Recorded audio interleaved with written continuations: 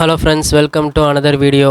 இந்த வீடியோவில் நம்ம என்ன பண்ண போகிறோம்னா, ஆப்வியஸ்லி நீங்கள் தம்ப்நெயிலில் பார்த்தது தான் தக் லைஃபோட டீசருக்கு ரியாக்ஷனு. என்ன ரொம்ப டீசர் ரொம்ப இறங்கி ரொம்ப நாள் ஆச்சு, என்ன இப்போ தான் ரியாக்ஷன் விடேன்னா, இப்போ தான் சில சிந்தனைகளை நமக்கு வந்துச்சு. அந்த சிந்தனைகளை இந்த வீடியோ மூலமாக உங்களுக்கு எக்ஸ்போஸ் பண்ணி ப்ளஸ் அந்த ரியாக்ஷனையும் சேர்த்து பண்ணுறேன். Let's get into the video, watch it. ப்ரொடக்ஷன்லேயே பார்த்திங்கன்னா எனக்கு நிறைய டிசப்பாயின்மெண்ட் இருக்குது. என்னென்னா ஆர்கேஎஃப்ஐ அப்படிங்கிறது ராஜ்கமல் ப்ரொடக்ஷன் வந்தாலே நமக்கு என்ன பயம்னா, இது ஒரு இஸ்லாமியர்களுக்கு எதிரான படமோ, ஒரு ஜம்மு அண்ட் காஷ்மீர் கிட்ட எடுத்த படமோ அப்படின்னு தான் நமக்கு இப்போ வர மைண்ட் எப்பவுமே போகுது. ஏன்னா இவர் படத்துக்கு எதுக்கு ப்ரொடியூஸ் பண்ணுறாரோ இல்லையோ, ஒரு இஸ்லாமியர்களோட ஏதோ ஒரு சின்ன சம்பவத்தை இல்லாட்டி இஸ்லாம் மேலே ஒரு வெறுப்பை காட்டுறக்கு இவர் மொத்த ப்ரொடக்ஷன் அமௌண்ட்டையும் கொட்டுறாரு. அது தெளிவாக தெரியுது. அதனால் இப்போ இவரோட ப்ரொடக்ஷன் வந்தாலே நமக்கு பயமாக இருக்குது. ஏன்னா இவரோட படத்தில் கலைகள், அதாவது அதில் இருக்க ஆர்ட் ஒர்க்கை பார்க்குறத விட அதில் எந்த கம்யூனிட்டியை இவர் எதிர்ப்பு திணிக்கிறாருங்கிறது தான் நம்ம மெயினாக பார்க்க வேண்டியதாக இருக்குது. இவருக்கு இப்போ 60+ தாண்டி போயிட்டுருக்க வயசு. இன்னும் எப்படி இவ்வளோ தைரியமாக ஒரு கம்யூனிட்டி எதிர்த்து இப்படி அவர் படம் எடுக்கிறாருன்னு தெரில.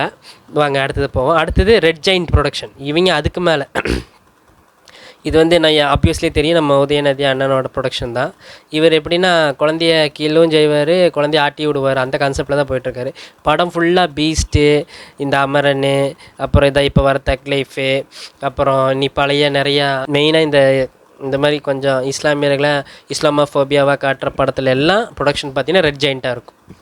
இவங்க ஆனால் பாலிடிக்ஸில் இஸ்லாமியர்களுக்கு எங்கள் சகோதரர்கள் அப்படின்னு சொல்கிறாங்க. அவங்களுக்கு சிஐஏ ஆனால் கொந்தளிக்கிறாங்க, எல்லாம் செய்கிறாங்க.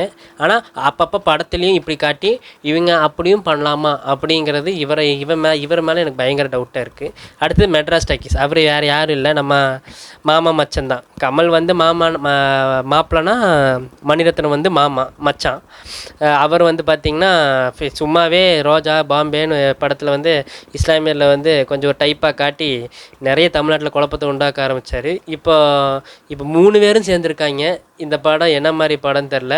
டீசரை பார்த்து தான் நமக்கு கொஞ்சம் சொல்ல முடியும். டீசரை இனி அடுத்து பார்ப்போம் என்ன நடக்குதுன்ட்டு. டீசரில் ஃபஸ்ட்டு ஸ்க்ரீனே பார்த்திங்கன்னா ஒரு பனி பிரதேசம் மாதிரி காட்டுறாங்க. இது ஜம்மு அண்ட் காஷ்மீரான எனக்கு டவுட்டாக இருக்குது. படம் வந்ததுக்கப்புறம் தான் தெரியும்.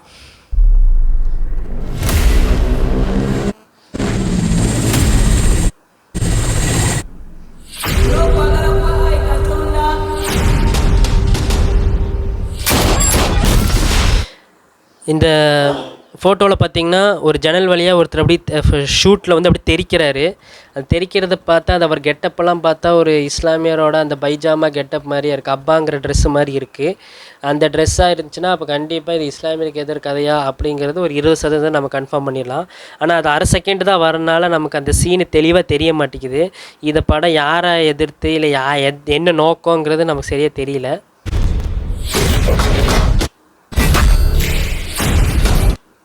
ஏஆர் ரஹ்மான் இவர் மியூசிக் போட்டிருக்காரு. ஓகே, நல்ல மியூசிக் டைரக்டர், அதெல்லாம் நம்ம சொல்லலாம். ஆனால் இவரோட ரியாலிட்டியில் பார்த்தீங்கன்னா இவரோட பிஹேவியர்லாம் பார்க்கும்போது எனக்கே ஒரு டவுட் வருது. என்னென்னா ரோஜா பாம்பே அதிக லெவலில் ப்ரொமோட் பண்ணது இவர் தான். இவரோட மியூசிக் பட்டி தொட்டி எங்கேயும் ஹிட் ஆச்சு. ஓகே, நான் சின்ன வயசுலேருந்து பார்த்துட்ருக்கேன். இவரோட பேச்சு செயலெல்லாம் நல்லா தான் இருக்கும். ஒரு தமிழர்களுக்கு ஒரு பிரச்சனைனா ட்விட்டில் ஒரு மறைமுகமாக டைரெக்டாகவே தமிழர்களுக்கு சப்போர்ட்டாக ஒரு வீடியோவோ ஆடியோவோ இல்லை டெக்ஸ்ட்டோ போடுவார். இதோ முஸ்லீமுக்கு ஏதாவது எதிர்ப்பு திணிப்புனா அதுலேயே ஏதோ போடுவார். ஆனால் இவர் மணிரத்னம் கூட கொலாப் பண்ணிகிட்டே இருக்கிறத யோசிக்கும் போது எனக்கு ரொம்ப பயமாக இருக்குது. ஏன்னா இப்போ ரீசெண்டாக கமலா ஹாரிஸ்க்கு மியூசிக் போட்டார். கமலா ஹாரிஸ் பார்த்திங்கன்னா யாரோட ஆளுன்னா ஜோ பைடனோட ஆள். ஜோ பைடன் யாருன்னு பார்த்திங்கன்னா நெத்தன்யா யாருன்னா இஸ்ரேல்காரன். அவன் பயங்கரமாக பாலஸ்தீனை போட்டு கொண்டு குவிச்சிட்ருக்கான். அதெல்லாம் இவருக்கு தெரிஞ்சுட்டு இவர் எப்படி அவங்களுக்கு மியூசிக் ப்ரொமோஷன் பண்ணாரு தெரில. ஆனால் ஒரு வழியாக அவங்க தோத்துட்டாங்கன்னு வைங்க. கமலா ஹாரிஸ் தோத்துட்டாங்க. ட்ரம்ப் தான் இப்போ மறுபடியும் லீடரு. பட் இருந்தாலும் இவர் மியூசிக் போடுற அளவுக்கு ஏன் இவர் ஆதரவு கொடுக்குறாருன்னு தெரில. இப்போ இஸ்லாத்தில் ஒரு நம்பிக்கை என்னென்னா, இறைவன் வந்து தங்கருக்கு, உங்கருக்கு, தூங்கருக்கு 3த்துக்குமே ஒரு நல்ல ஒரு ஆரோக்கியமான விஷயத்தை கொடுத்துட்டானா அதுவே போதுமானதான் ஒரு இஸ்லாமியருக்கு.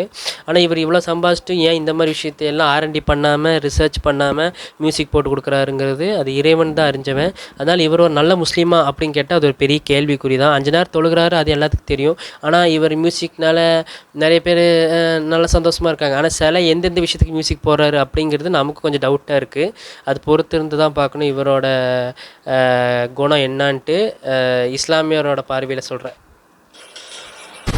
அடுத்து சிம்பு காட்டுறாங்க. சிம்பு இருக்கிறனால இந்த படத்தில் வந்து இஸ்லாமியர் எதிர்த்து எந்த காட்சி இருக்காதுன்னு நினைக்கிறேன். ஏன்னா சிம்பு மாதிரி ஒரு ஆள் வந்து ஒரு சோசியலிசமாக இருக்கிறவர், எல்லா கம்யூனிட்டியும் ஒன்றா பார்க்குறவர். ஃபார் எக்ஸாம்பிள் அவரோட தம்பி ஒரு இஸ்லாமியர் தான்.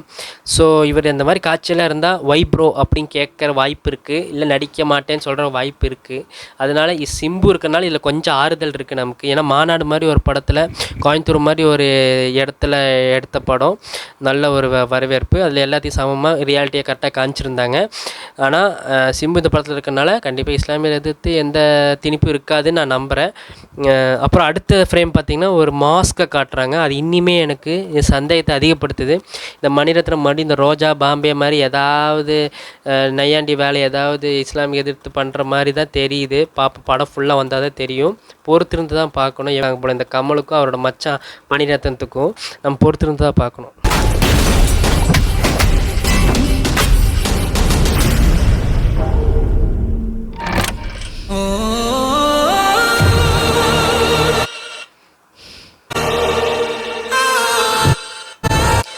அப்புறம் இந்த விண்வெளி நாயகனே அப்படின்னு சொல்கிறாங்க.